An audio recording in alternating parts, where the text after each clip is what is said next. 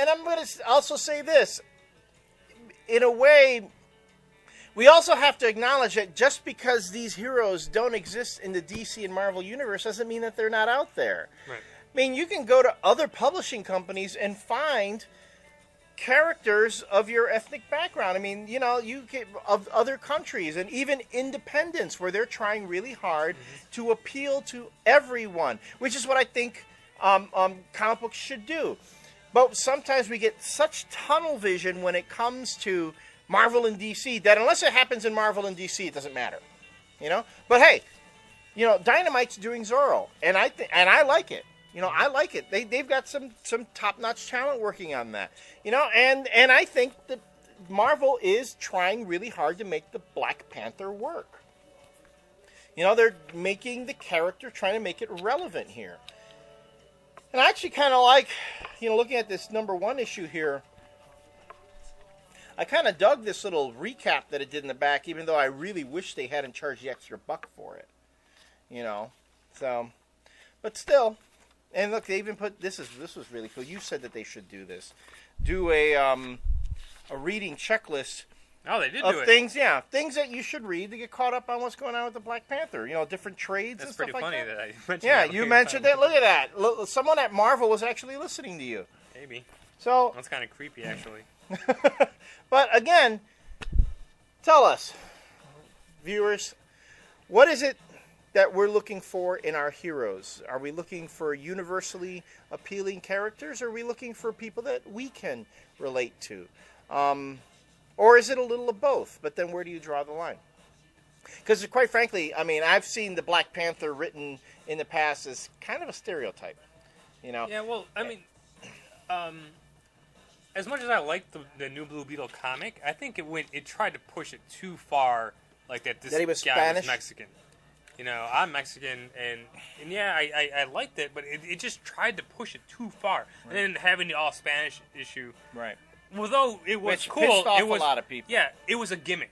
All right, that's all it was. I felt like it was a gimmick.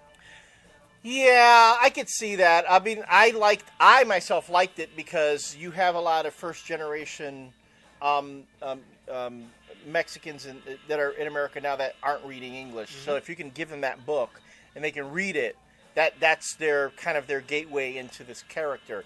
But then, of course, the main fandom just revolted against it. That Dark Horse prints some of their graphic novels in Spanish. Oh yeah, and that's great. No, that's awesome. But again, I mean, you don't need to specifically do a comic like that in order to get Spanish speaking.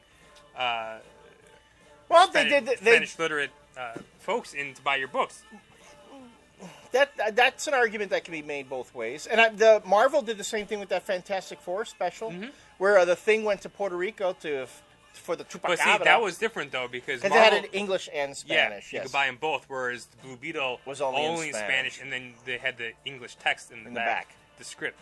So that's different. Yeah, because it gave you the option of right. Because even English-speaking fans of Fantastic Four were able to read it right as a comic. I know some Spanish teachers that would have loved that Blue Beetle issue just so they could get I'm not saying it's a bad thing, but when you just do it in that one format and you don't give people the choice, right? It feels kind of gimmicky. It really does. Okay. And that's what that's just what I felt, like how I felt about it. And now the comic's getting canceled. Yeah. Now the book is dead anyway, so it's just too bad. All right, folks, so